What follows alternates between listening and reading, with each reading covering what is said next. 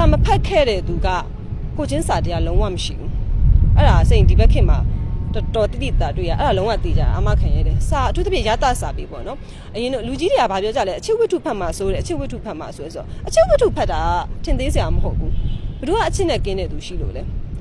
အချစ်တွေထဲမှာလဲဘဝတွေပါတယ်ဘဝတွေထဲမှာလဲအချစ်ရှိတယ်အချစ်တောင်းလို့ဖတ်ဘူးတော့မှဒီလိုလောက်ရင်ဒီလိုတစ်ဖက်လူကနာကျင်ခံစားရပါလားဆိုတာသိမှာအချစ်ကိုခံစားတတ်မှအချစ်ဆိုတဲ့နေရာမှာတမီးစားအချစ်မှမဟုတ်ဘူးအိမ်ဘေးနားကကလေးလေးကိုချစ်တာလည်းအချစ်ပဲအဲ့မှာလည်းချစ်ချင်းမြတ်တာတွေအဲ့မှာလည်းတန်ရောစင်တွေအဲ့မှာလည်းစာနာထောက်ထားခြင်းတွေအများကြီးရှိတယ်အိမ်ဘေးနားကကလေးမလေးဆိုတာကိုယ့်လက်ပေါ်မှာကြီးလာတဲ့ကလေးငယ်တို့ပြောတာပါအဲ့တော့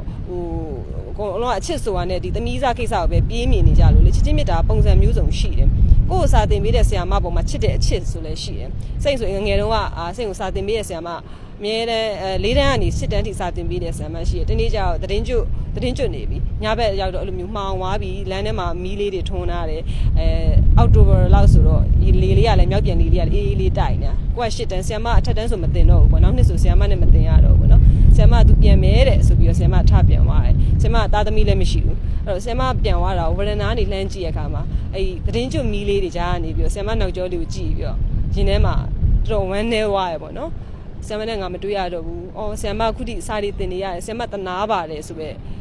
ဒါဆိုရင်ဆရာပေါ်မှာဆရာသမားပေါ်မှာထားတဲ့ကိုယ့်ရဲ့ချစ်ချင်းမြတ်တာပေါ့နော်။အဲ့ဒါကပုံမှန်လူတယောက်ကရှိချင်မှရှိမှာ။အော်ဆရာမပြန်သွားပြီပေါ့။ဒါလိုပဲမြင်မယ်ဒါပေမဲ့စာပေတွေဖတ်ထားတဲ့သူကကြတော့ဒီဆရာမရဲ့ရုန်းကန်မှုဘယ်လိုရှိမလဲဆရာမရဲ့စေတနာဆရာမရဲ့မြတ်တာအဲ့ဒါတွေကိုသူတို့ကခံစားမိရဆရာမရဲ့ဘဝကိုစာနာမိသွားတယ်ပေါ့နော်အဲ့ဒီခါမှာဆိုရင်ဆိုပါဆိုဒီဆရာမကိုကပို့ပြီး view site မိတာမျိုးဒါမှမဟုတ်ဆရာမထိခိုက်စေမယ်စိတ်ထိခိုက်စေမယ်အပြုမှုစကားလုံးမျိုးတွေရှောင်ကျင်တာမျိုးတွေရှိသွားတာပေါ့နော်ဒါကစာပေကပေးတဲ့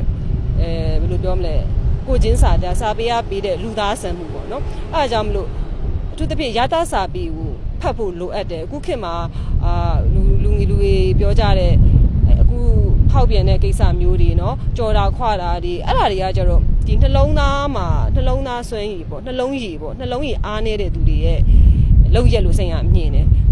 နောက်တစ်ခုကကိုယ့်အချစ်တဲ့သူကိုယ့်ပေါ်မှာကောင်းတဲ့သူပေါ်မှာရရက်ဆက်ဆက်ပြုတ်ဒါရရက်ဆက်ဆက်ငင်းချမှုမရှိဘဲနဲ့ပေါ့เนาะခြေစုံနင်းပြီးထွက်သွားတယ်ဆိုပါသေးတယ်နှလုံးရည်အားနေတဲ့သူတွေတို့သာရတစာပေတွေဖတ်ခဲ့မယ်ဝိထုတွေဖတ်ခဲ့မယ်ချစ်ချင်းမြတ်တာတွေတန်ရောစင်တွေပေးဆက်မှုတွေအကြောင်းကောင်းကောင်းနားလည်မယ်ဆိုရင်ဒီလိုဟာမျိုးကအတိုင်းတာတစ်ခုထိညော့နေသွားမယ်လို့စိတ်ရယုံကြည်တယ်အဲကြောင့်မလို့စာပေသည်သူတစ်ဖြစ်ရတစာပေသည်စိတ်နှလုံးသားတွေနူးညံ့မှုကိုချင်းစာတရားတွေကြီးထွားဖို့ကိုကျင့်တရားတွေအားကောင်းမှုတွေပင်မရှိတောင်းမြင့်ဖြစ်တယ်လို့ယုံကြည်တယ်